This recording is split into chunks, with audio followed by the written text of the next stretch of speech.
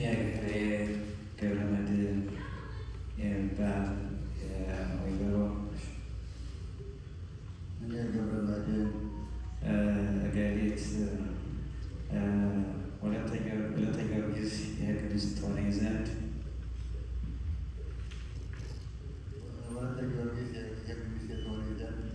ወድጄ ተቀብያታለሁ።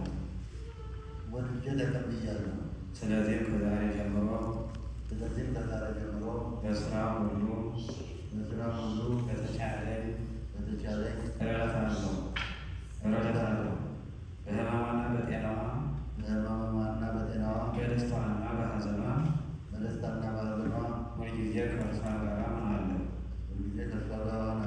መከነች ሰነፈች በማለት ይህንም በመሳሰለው ምክንያት ሁሉ በልዑል እግዚአብሔር ትእዛዝ ከእሷ በሞት ላይ ድረስ አልተዋትም። ወድጄ ተቀብያታለሁ። ስለዚህም እግዚአብሔርና በተቀደሰችው የኦርቶዶክስ ቤተክርስቲያን ጉባኤ ፊት በመሐላ ቃሌን እሰጣለሁ።